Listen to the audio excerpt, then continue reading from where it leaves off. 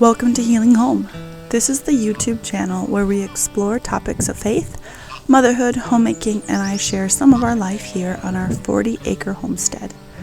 This week is a little bit more laid back as we look into our lives as I share what our May garden currently looks like. We'll peek into our chickens, ducks, goose, bees, and pigs. We'll also peek into the kitchen as I update an old recipe called a sourdough strawberry cobbler. Welcome to our healing home. I hope you find inspiration and encouragement here.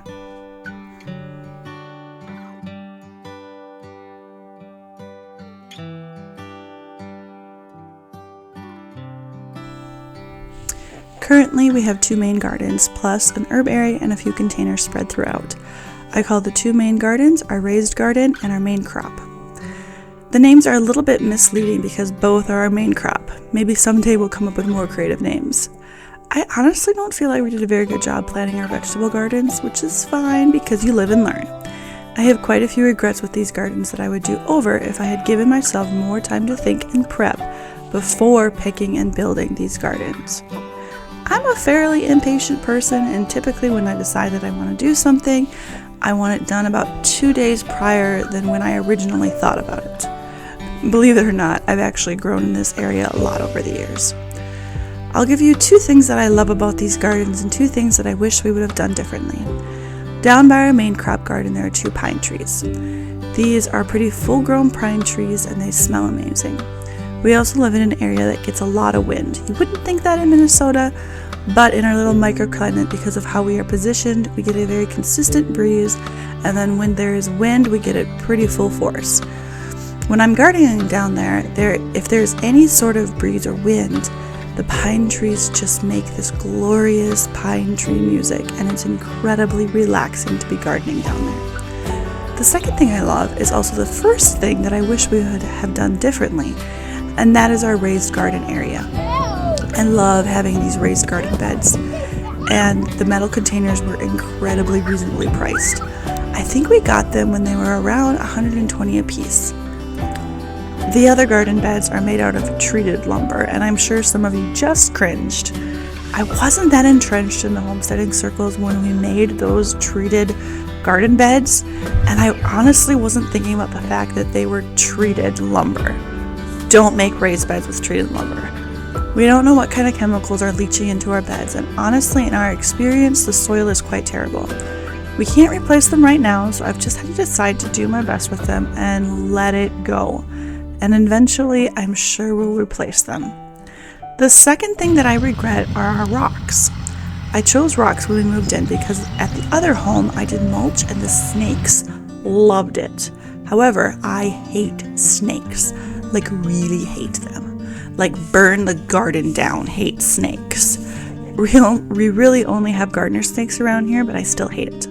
However, the rocks were a terrible idea. We trip on them all the time. My toddler loves being in the garden but has tripped on the rocks on many occasions. But the main problem, and I've heard other people say this about rocks in gardens, is that they produce an abundance of heat. And we have burned out many crops on hot summer days despite watering. Which leads me to a little fun discussion about decision fatigue. And this is applicable to so much more than homesteading and gardening decisions. Danny and I have talked about replacing the rock with mulch for 2 years and kept going back and forth without making much headway. We finally decided this year to slowly take the rock out to use in other areas and then mulch it in. However, after a couple weeks of doing this, mostly with me hauling, and not seeing a visible dent in the area, I started to wonder if we should just cut our losses, get the biggest rocks out, and cover the rest with mulch. But once again, the decision fatigue dictated the situation, and we couldn't make headway one way or another. We kept thinking about the value of the rocks, and we had invested money in them, and I just couldn't make a decision. On Mother's Day, we were spending our afternoon outside in the garden when we finally got to a decision after 2 years. We were just going to cover it all up and move on. The thing about decision fatigue is that along the way you waste so much time and energy. The time part is really what got me in this specific situation. If you can identify decision fatigue in a situation, it's a good indication that in that situation you are in, you're not going to come to a perfect solution. The best solution at that point is just to take actionable steps one way or another. Let's take a break in our discussion and make a sourdough cream cheese strawberry cobbler. Wow, that is a mouthful. This is such a treat. Strawberry season is coming, although in Minnesota it won't be here for at least another month. I love taking this recipe out during the strawberry season and using fresh berries. Actually, come to think of it, you could use any berries in this recipe. You will need 3/4 cup of einkorn flour, 1/4 cup of sourdough starter, discard is fine, 3/4 cup of plain kefir, a half cup of butter, 3/4 cup of gentle sweet, a half cup of almond milk, a teaspoon of baking soda, a teaspoon of baking powder, a half teaspoon of salt. Again, we love the Redmond real salt. 2 cups of halved strawberries, and 4-ounce package of cream cheese. There are 2 parts to this recipe. The first is to sour the einkorn. I do this by adding 1/4 cup of the einkorn sourdough discard, 3/4 cup of einkorn flour, and 3/4 cup of the unsweetened kefir. I let this sit on the countertop and ferment for at least 7 hours or overnight. The second part is to add the remaining ingredients into the original einkorn mixture. You'll also want to melt the butter in the cast iron skillet. Preheating the cast iron skillet will help to keep the recipe from sticking to the pan. While your skillet is preheating, you can cut up your strawberries. I like to cut them in fourths or halves. You'll also want to either cut up or divide your cream cheese into rather small pieces. Then pour your sourdough mixture into this preheated skillet and lay the strawberries and cream cheese on top. You'll bake it for about 40 minutes.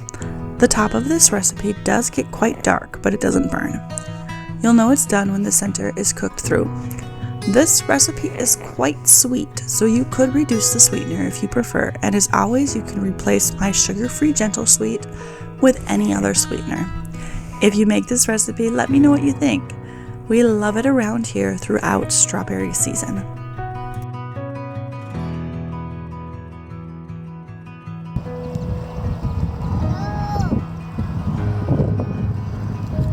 So, what are we growing this year? Last year we had a terrible harvest and I hardly got to preserve anything or store anything. We really do think that it was our soil, so I have been doing some soil testing and adding some amendments to hopefully solve that issue. Redmond has a lot of resources for this, including a soil testing kit, so if you want to learn more of that, head over to the Redmond website and they have a lot of resources. Our raised garden beds have veggies that we will use throughout the summer months to hopefully cut back on grocery costs, but also some items that we are hoping to store throughout the winter. My boys love green beans, so our 2 arches have bush beans that we will eat fresh and hopefully preserve with some fermentation methods. I'm a terrible canner, so I have some growth to do in that area. Our raised garden beds will also have carrots, broccoli, cabbage, beets, peppers, and radishes. I'm learning to store these root vegetables in our basement. We have a warmer basement, so it's a growing process, but we're getting there. On the edges of the garden, I'm hoping to grow sunflowers this year that will add some beauty, and we'll also harvest those seeds for ourselves and the chickens. Next up, we have our tomato area, which is for the first time ever, I decided to skip growing them from seed and simply buy them. We went to a local sale at our arboretum, which isn't really local because it's over an hour away, and I was able to grab some heirloom varieties and a couple of others that, to my recollection, I've never tried. We have Mountain Fresh, Boxcar Willie, Better Boy, Dr. Weich's, I think is how you say it, Yellow Sun, which is an heirloom variety, and the Abraham Lincoln, which is also an heirloom variety. I'm sure we'll make some fermented salsa with our tomatoes, and I know with our peppers we'll make some lacto fermented peppers, but I really want to get some canned for long-term storage as well. If you're interested in some lacto fermentation recipes, I have a couple, especially the peppers, over on the Healing Homes recipe site, and I'll make sure to link that too.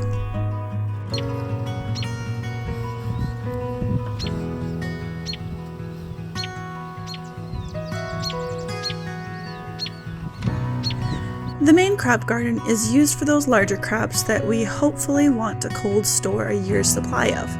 Basically, this is our onions, potatoes, pumpkins, and squash. These are items typically easier to cold store in a basement. I made the mistake last time we grew onions and bought some that were not a storage variety. I cured the onions, braided them, and had most of them rot within 2 months. I was so bummed. But once again, you live and learn, and I most certainly will not make that mistake again.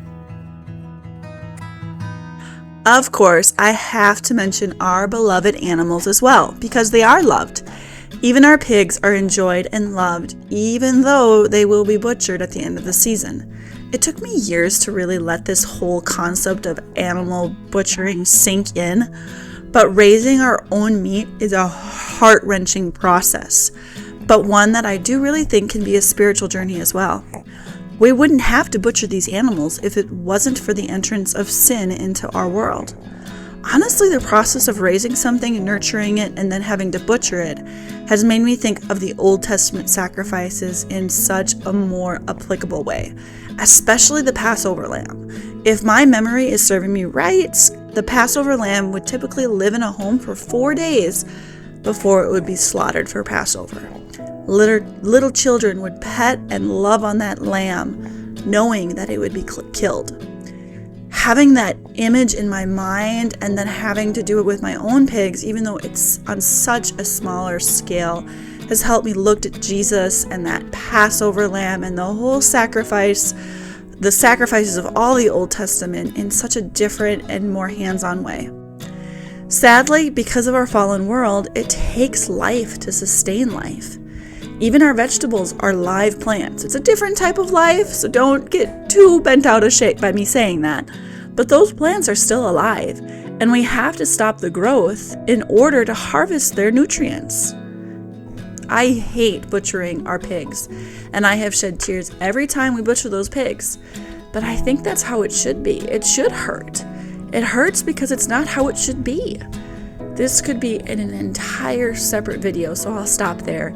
But I really do value that we are giving this experience to our boys for so many reasons. We're hoping to get a few more grown chickens and open up a farm stand at the end of our driveway this year. We are also still enjoying our ducks and a very loud goose. Sadly, our bees swarmed about a week ago. They left a plethora of honey, so we will most likely harvest that and then try the whole bee venture thing on a later date. Now for the miscellaneous mentions. We also have a few flower gardens sprinkled throughout our property and some lovely trees like our cherry tree, which typically is ready to harvest in Minnesota somewhere around the 4th of July. We also have young apple trees and about 10 plum trees. We moved to this property in November of 2019, and every summer I have wanted to expand my flower gardens, and it has just never happened. I love our lilac bushes though, and the smell of those in late May is just a delight. Our herb garden needs some maintenance with its cedar sides, but I'm hoping to get at least another year out of that structure. Our sage, thyme, and peppermint come back every year, and I typically add a stevia plant, chamomile, and lavender. My last little mention is our arugula and lettuce raised garden bed, which I started indoors this year and now keep on the porch. I have found that I let my lettuce bolt before I ever get to harvest, so I decided to try and keep it closer to the kitchen this year, and I'm already harvesting it and using it more often. I'm sure I'm missing something, but there's our little garden tour for May 2004. Let me know if you enjoyed this so I know if it's something I should bring back occasionally. Blessings on your home as you seek to bring more healing into your everyday home.